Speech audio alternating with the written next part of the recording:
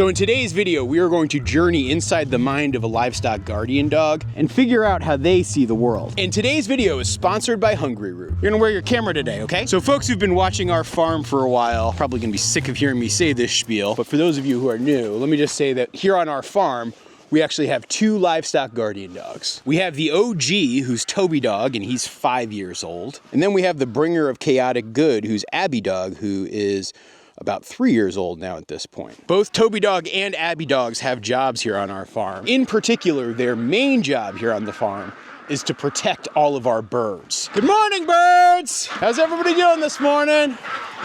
Good to see you guys. So yeah, we raise geese and chickens and ducks here on our farm. And the livestock guardian dogs have the important responsibility of keeping these birds safe. You know, particularly when you look at like a coop like this, right? It's a wonderful design because it keeps the birds warm in the winter, and then in the summer months, I can actually grow food for the birds in here. But the one bad thing about a coop like this is the fact that a lot of different predators could sneak in. And so that's why I need Toby Dog and Abby Dog to keep those predators away. Bobcats, foxes, coyotes, mink, bear, like we get all sorts of things around here, but our dogs basically act as the apex predator here on our farm, and they create this protective bubble to ensure that all of my birds stay safe while they're on their livestock guardian dog duty. Release the Quacken! Come on everybody, let's go. Come on Abs, lead the way.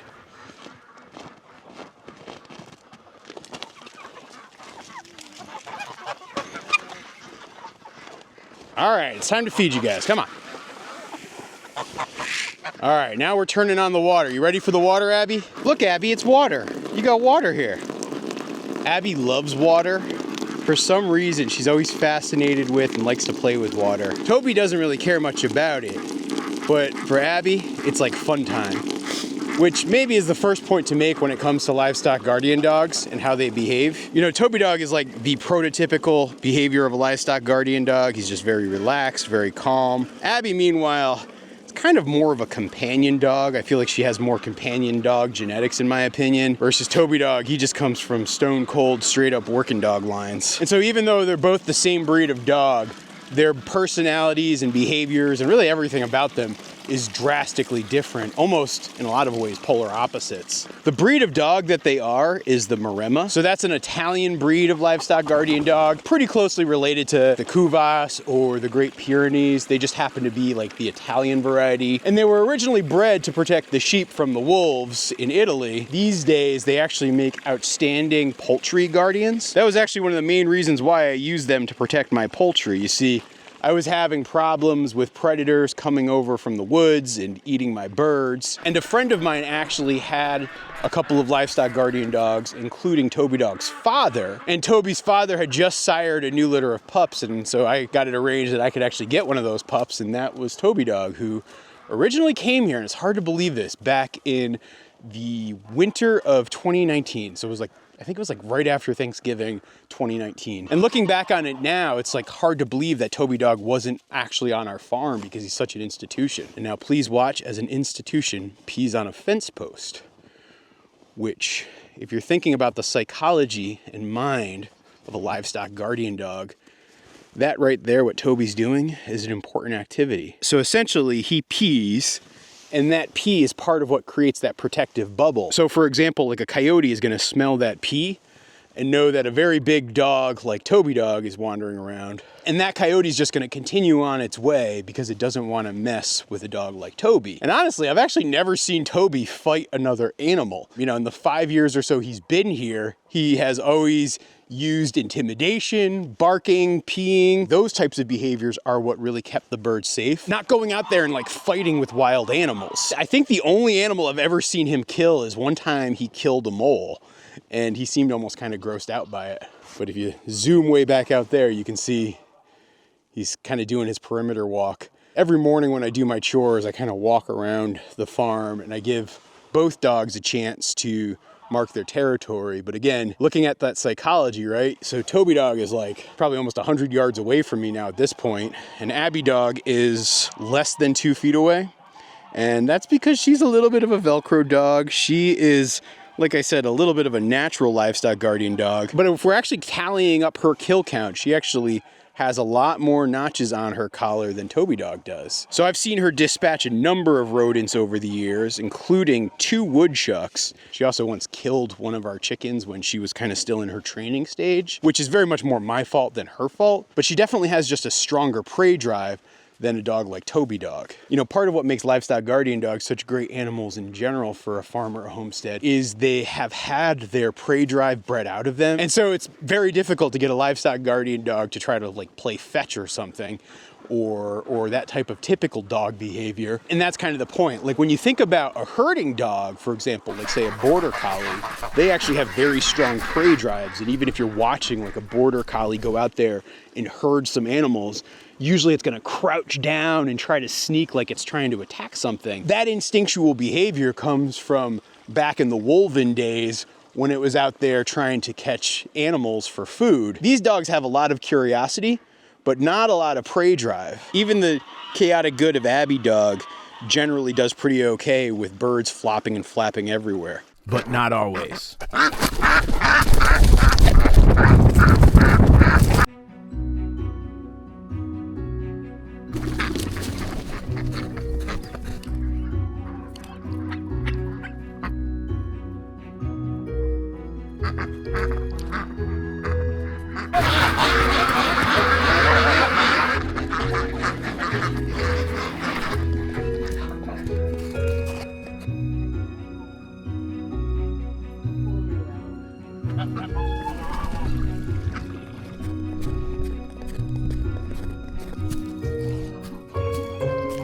Do you guys ever have like a nagging repair that you know you're supposed to do, but you just don't get around to it? Because it's like probably a 5 or 10 minute repair, but for whatever reason, the inconvenience and how it fits into your daily activities makes you not do it. I have this cracked hose here that started as a little crack. It's getting bigger and bigger. I really should just make a new leader hose, which is a relatively easy task, which to make a custom cut hose to fit between this spot right here, it would probably take me somewhere between 5 and 10 minutes, but I just never quite get my act to it. And it's only for the 5-10 minutes a day that I'm actually out here pumping water for the birds that I ever even think about it. And so it kind of gets neglected. I don't know if anybody else has chores like that, but I definitely do. And I know part of it is just that I'm kind of short on time, which is actually one of the places where today's video sponsor, Hungry Root, helps me out in a big, big way. You know, with all the things I have going on these days, finding the time to do things like grocery shopping is becoming harder and harder. And so the convenience factor of Hungry Root is how it helps me out in a big, big way. Hungry Root is like having your own personal shopper and nutritionist with boxes delivered right to your door. They take care of your weekly grocery shopping, recommending healthy groceries tailored to your tastes, nutrition preferences, and health goals. You know, like for example, here on our farm, we get all of our meat from our farm as well as from our neighbors, but this time of year, fresh produce is not growing on our farm here in Vermont. And so Hungry Root makes it easy to eat high quality, nutritious food and achieve any diet or health goal you might have. And rather than having to drive a half an hour to the grocery store, it gets delivered right to your doorstep on a weekly basis. And so especially on a day like today where I'm getting pulled in a million directions, Hungry Root comes in clutch. And I love it because I can just take those Hungry Root ingredients and whip together a quick, delicious, and nutritious meal in less than 15 minutes. I feel like it would have taken me hours to do all of this grocery shopping. This is incredible. And today, Goldshaw Farm viewers can take advantage of an exclusive offer. For a limited time, get 40% off your first box, plus you get a free item in every box for life. Click the link below or go to hungryroot.com and use code GoldshawFarm. That's 40% off your first box, plus you get a free item of your choice for life at hungryroot.com with code GoldshawFarm. And yeah, they even have this handy QR code that you can take a picture of or screenshot to get access to this great, great offer.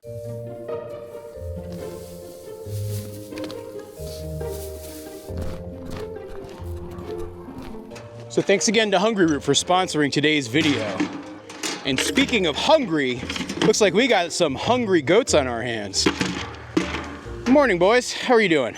Come on, fellas, let's go. Got a couple of alfalfa pellets for you today, and here's some hay for you to munch through. So one of the interesting things I've noticed is how Abby responds to the goats. You know, actually one of the differences with livestock guardian dogs and poultry is they don't ever try to think of the poultry as like their pack. But when it comes to smaller animals that are more like dogs, like goats, they tend to exhibit a lot more dog-like behavior with those other animals. And one of the things I've actually noticed is, you know, Abby would sometimes give the goats a hard time, and now the goats don't let her intimidate them. And she realizes if she tries to play with those goats, they might give her a little bit of a headbutt. And so that's actually made her behavior with pretty much all of the animals much, much better lately. And at this point, it's not even violent. All they have to do is a head fake, and Abby will know better. Abby also loves to climb underneath and go into the goat nest, which is this area underneath the goat house where the goats actually seem to like this space even more than they like sleeping in their building, which kind of surprises me and has me maybe rethinking how I do things in future years, but it definitely seems to work for them. And yeah, Abby likes to explore it too.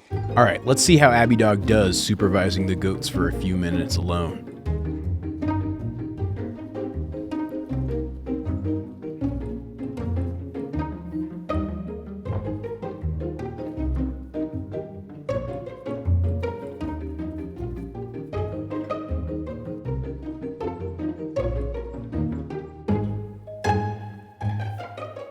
Abby Dog, how'd you do supervising your goat friends, okay? Did you do pretty good? Here, I'm giving them fresh water. Okay, Lauren, you get some water, hang on. All right, Abby Dog, are you ready to do cattle chores next? Let's go pick up Toby Dog first. Come on, Toby Dog. Abby was doing goat chores with me. You were doing bird supervision by yourself. Now we're all, as a team, going to visit the cattle. Let's go. Come on. And yes, I do genuinely feel like Toby Dog and Abby Dog are my team. Like the livestock is the livestock, but the dogs, as well as our barn cats like Pablo Barn Cat, they're actually part of the team.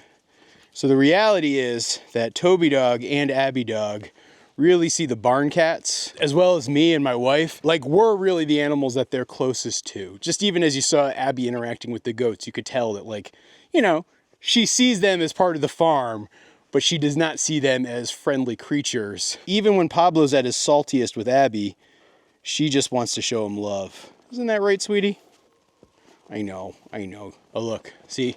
Toby Dog didn't get a chance to come around through here today and supervise. And so, like, from a behavior standpoint, he's always sniffing around, exploring scents, marking his own scents, and really trying to make sure everybody knows that this here is his farm and these are his animals and they're all under his protection. One of the interesting things too is to actually watch the difference in the goat behavior with Toby and Abby. Because of Abby's rambunctious nature, they've often learned to be more protective against her. They really don't care about Toby because all he's gonna do is come in here and pee. Which I know for a lot of folks probably sounds gross, but the reality is if you want a livestock guardian dog, you've got to be comfortable with them both marking and barking. Meaning they're going to try to mark their territory as much as possible, and they're going to bark at anything that they don't recognize or find threatening. Like, for example, anytime a vehicle pulls up, or pretty much any vehicle pulls up, they just start barking at them and go into protective mode. But they're also surprisingly sharp. Like, for example, when my truck shows up, they actually recognize it and they don't treat it like a threat, but rather they'll like sit by the gate and wag their tail and get excited. Oh no. Betty Rubble, did you knock the hose out of place? I'm pretty sure that was your behavior, Betty. Sometimes the cattle like to play with the water hose and then they create problems for me. Like, watch, she's gonna do it again. The water coming straight from the hose always seems like the most fun. But you'll also notice Toby Dog knows how to sneak into the cattle yard. Abby Dog does not. And so she's waiting like a good girl for me to let her in. Come on, girl, let's go in. All right, Abby Dog, are you ready to say hello to your cattle? Come on in. There you go, girl.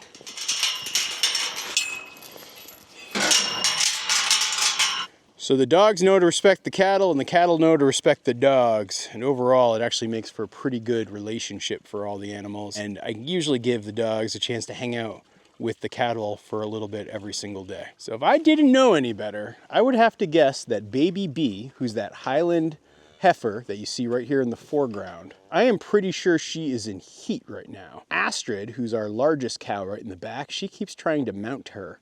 And since our bull is over there and he has been yelling and hollering all morning, so that would actually lead me to believe that one of my female cattle is in heat. And since I don't have any males mixed in with them, they've started to mount each other. So that's why like Astrid keeps trying to mount her. I know for a fact baby B is open. I'm not 100% about Astrid. I'm pretty sure she's pregnant, but because she keeps trying to do the mounting, it actually has me wondering if she might not be pregnant this year. I really hope that's not the case.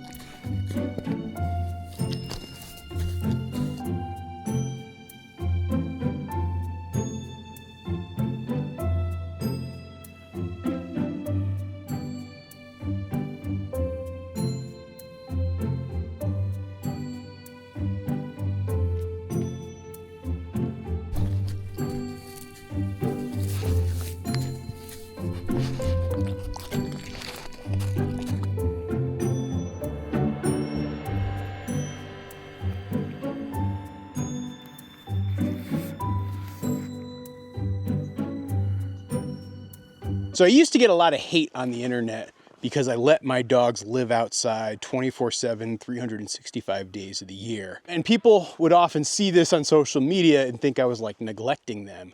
But the reality is this is what they were born and bred to do. They actually like being outside. You know, once or actually twice when Abby got hurt, she came and lived inside the house for a couple of weeks. And while she did okay, she definitely didn't like it as much as being outside. And yes, these dogs get twice a year professional groomings. I brush them regularly every week. They also get annual vet visits, and they even have a house. They've actually bounced around in a couple of different houses. For example, last year they were living where the goats are, but this year they actually moved back to this house, which is where they both grew up as puppies. And it's kind of nice and it's kind of perfect for them. It's got open sides, so that they can like hear and smell and even see to a certain extent anything going on around the farm, and so they don't feel like they're too isolated. But at the same time, it's got a good roof to keep them dry, and it's got walls that, while it doesn't keep everything out, it helps protect them from the wind. And it really has their number one favorite ingredient, which is ample amounts of straw. Isn't that right, buddy boy?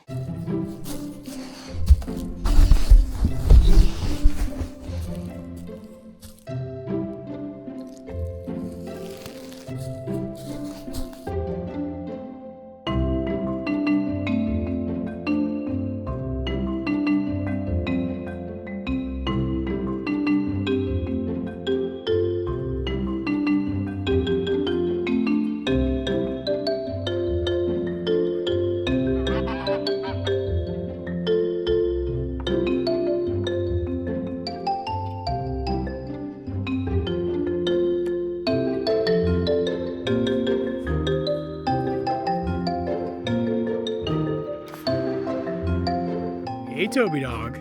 How's it going, buddy boy? Did you have a good afternoon? Well, it's time to feed you your supper now.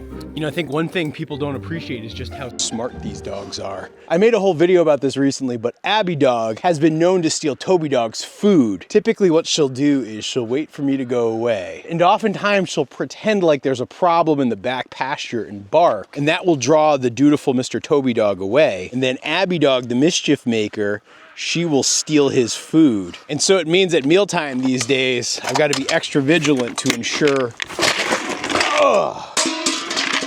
that number one, I don't spill the food, but number two, that Abby dog doesn't steal the food.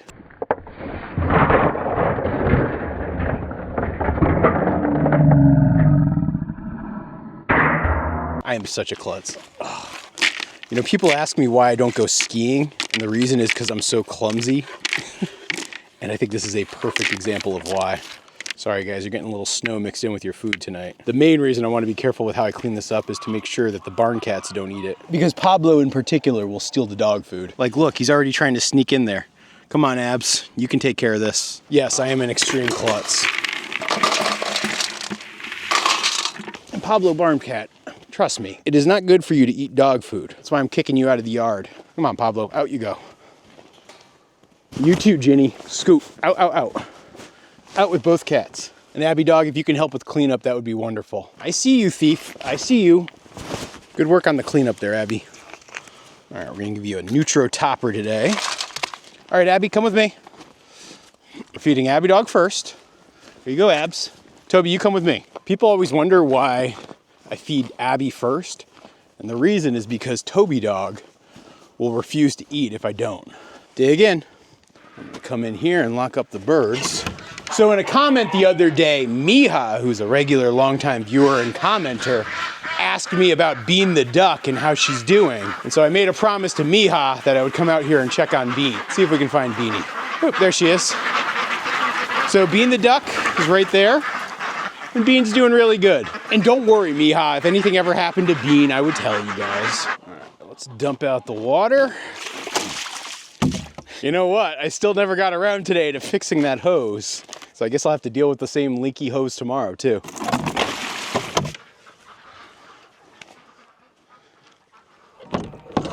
Don't worry, I'm still keeping an eye on things to make sure Abby dog doesn't try to steal Toby's food. You keep chowing down there, Pud. Of course, both Abby and Ginny are looking around for options here.